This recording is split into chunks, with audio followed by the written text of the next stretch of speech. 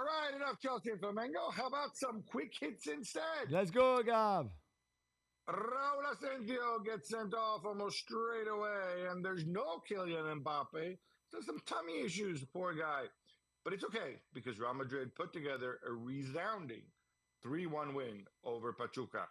Yeah, they were better at 10 men than 11 men when they looked very shaky defensively, especially with this new high line that Xabi Alonso has clearly been working on and trying to implement in the team. But Pachuca is not a very good team to start with. And I thought it was quite comfortable for Real Madrid to, in the end, go and win this game, even with 10 men for most of that, for 80 minutes. Also, good goal by Jude Bellingham, far too easy, but good goal from him. Good goal from Arda Güler, very easy too, but still. And I thought there would be things that would have pleased Xabi Alonso, and others that would have made him really angry. Like if you play the highlight, no problem, but if you don't put pressure on the ball, you're going to be in trouble. So there's still a lot of things to sort out. I haven't seen, I've only seen them on TV, but for me, Pachuca, easily the worst Mexican team I've seen in this tournament so far. Ugly scenes at the end of the game, sadly, Gabi. Antonio Rudiger accused Pachuca's Gustavo Cabral of racial abuse, and the referee of the game, Ramon Abati, possibly for the first time ever, showed us what FIFA called the new universal anti-racism gesture. Yeah, I'm going to start with that because it's that gesture where you cross your arms, you make the X like this. FIFA introduced it a year ago. It was so that people could visually see that something potentially racist has happened and needed to be investigated. We don't know. We see the two of them clash. We see, frankly, Rudiger throw himself to the ground. I'm going to say this like a big baby.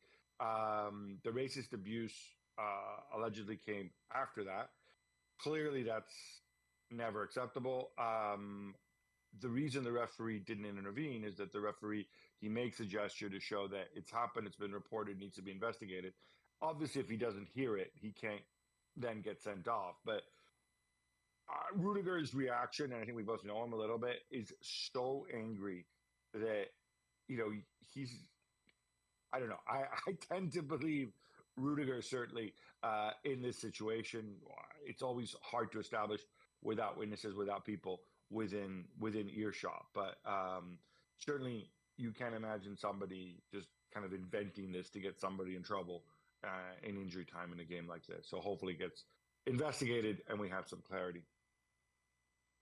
Bayern make it 2 out of 2 as they beat Boca Juniors. But Jules, how about that Merentiel goal? Yeah, that was lovely. I mean, he also showed the limitation of Jonathan Tah, who, like by the time he turned and started running back, I think you would have had time to fly back from Philly to London. And then for Stanisic, who's still a young player, the naivety of him trying to get for the ball and literally go for like an air tackle or an air block, if you want to call it, but just missing the ball, the player, everything you want, just catching the air. And then a lovely finish by Merentiel, who scored already a very good goal in the first game, but more of a like number 9 poacher finish.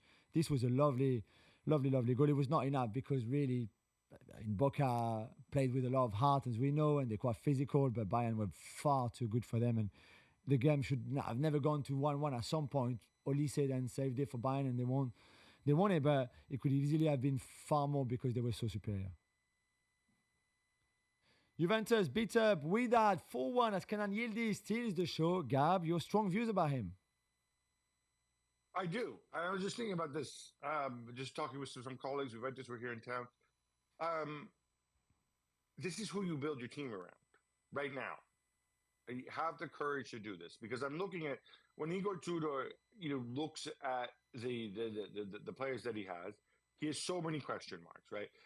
Dusan Vlahovic has a year left. I don't know if he's going to renew. Kolomuani, we'll get to him later. He's on loan. I have no idea if I'm going to be allowed to keep him. Nico Gonzalez is generally always injured. Chico Conceição is a flake. Teo Koopminer stinks, and I don't know if I can turn him around. Dude, the guy you build your team around is Kenan Yildiz. You're playing as this 3-4-2-1 formation where the wide men are a lot narrower. It's similar to what Gasperini does at Atalanta. Believe in Yildiz. Have the courage. I know the guy only turned 20 last month, but he should be a fixture, and then you work out the players to fit around him based on what you can do. To me, that's the only logical thing, and it looks like he's going to be getting a new contract as well.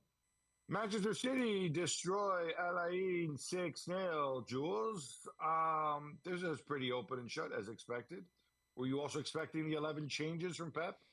I expected some changes because the big game is the one against Juventus to top the group in 3 days' time or something. So I expected the changes. What I didn't expect is to see some sort of new tactical setup from Pep. And I absolutely loved what we saw in possession in that game. And again, Alain are not a very good team. So there was never a match.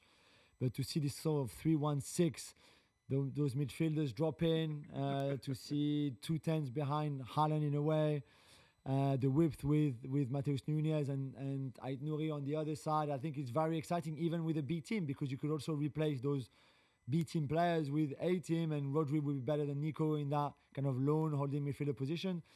I don't think you can play like this in top games in Europe or in the league for sure, but there might be games where you feel that this is a good way forward. So I like that Pep tried something different, and it certainly worked out, because for the hour that they played in that system, I thought they were very good with the ball. So, that was quite good to see. Valentin Carboni comes up big with a late winner as Inter beat Urawa Red Diamonds 2-1. But Gab, this was very nervy. It was nervy because they went a goal down. Great goal, by the way, for Urawa. And then I thought the rest of the game, they were chasing, they were creating chances. The goal could have come. The goal could have come sooner. I'm okay with where Christian Kivu is right now, considering some of the injuries they've had, considering some of the unavailable players. I am extremely happy for Valentin Carboni because he's had such a difficult time, so highly rated. Obviously, goes off to Marseille, then gets injured, the cruciate ligament, then comes back. He's played very little football, and he's also somebody who's a bit different from the other players that Inter have. So I think he's an asset. Mamelodi Sundowns give Borussia Dortmund a real scare, though Niko Kovac's men emerge as 4-3 winners. Gab, this was very fun. I thought it was awesome, and so much for I had the opportunity. I'm biased on this opportunity. I had to sit down with the president of Mamelodi Sundowns before the tournament, and he said, what would constitute success is for us to stand out, to show people what we can do. And of course, in the opening game, there were very few people there. There was an electrical storm. That didn't happen. But this is on the big stage. This is against Borussia Dortmund. The way they were able to put 3 past Dortmund in those conditions, 2 of the goals coming late, the way they were able to scare them. Their XG, Jules, was 2.60. This is not all on Kovac. This is pretty special, I think, from Sundowns. And I think this is the right attitude when you go and you face the World Cup. And yeah, between them and Dortmund, you're always going to expect a lot of goals. River Plate and Monterrey finishes 0-0. Jules, I wanted some Mastantuono. Instead, I kind of got a whole load of nothing. Yeah, it was not a great watch, to be fair. I mean, he had a couple of good moments like he had in the first game as well. He's still very young. And in games like this, where it's very physical, there was 40 fouls. 40 fouls in this game. 1 red card, I think 9 or 10 yellow cards or something like that.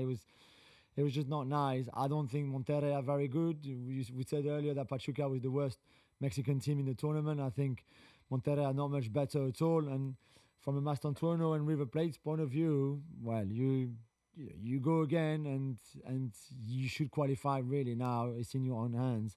And you forget about this game because this was not pretty at all. Another scoreless draw between Al Hilal and RB Salzburg. Gab, it's all going to be settled on the final day then. It is. Everybody, that group very much in the balance, of course. We saw some tremendous saves. Bono, again, showing that he really is a special goalkeeper. And we mustn't forget about him just because he plays for Al Hilal when we do things like the FC 100. I feel guilty about that, to be honest. Yeah, Simone Inzaghi very angry. They certainly had their chances, but Salzburg had the chances too, and it will come down to match day 3. Yusuf Belaili scores the only goal as Esperance beat LAFC 1-0, knocking them out of the tournament.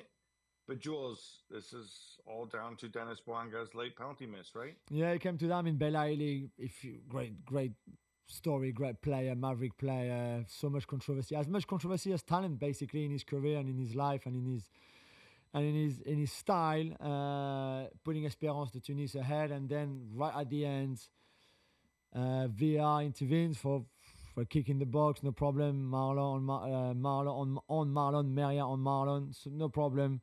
And then Bonga, who's been one of MLS's best players for the last few years, suddenly LAFC's best player, just with a terrible penalty. That was saved by Ben Said, which meant that Espérance de Tunis, before facing Chelsea, are still in to qualify for the last 16, which would be amazing. And for LAFC, it's already a tournament to forget.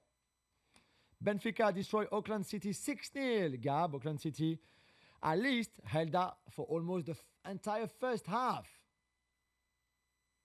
Yeah, I think this is the one. I don't want to keep picking on them, and obviously they face Benfica and Bayern, but this is where we see the serious drop off from one confederation to the next. A reminder: Auckland City are an amateur side.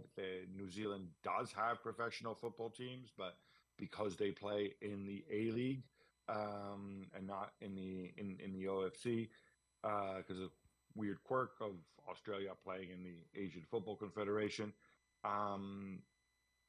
they're not eligible for this tournament. And I don't know if this is something you need to look at, maybe somehow have a different qualifying tournament for it, maybe involving them, because this is, I won't say it's embarrassing, because they go out there and they try their best, but it's just not on the same level. And yes, you hold out in the way that like non-league teams hold out for half an hour at the Etihad or something. It's not my thing.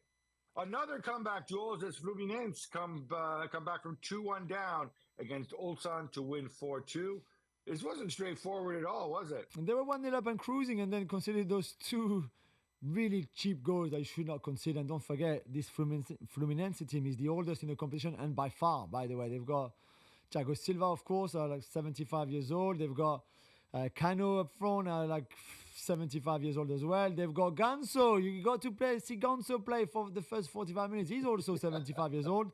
But there was a lot of really good things from Flu, and the substitutions, to be fair, from Renato Gaucho made the difference. Keno and Nonato played a big part in them coming back into the game, and then there was only one team that going to win it once they came back to 2-2 in that second half. So again, we talked a lot about Brazilian teams, but Fluminense, despite their age and which caused some issues, obviously, still looking very good when they're on the ball.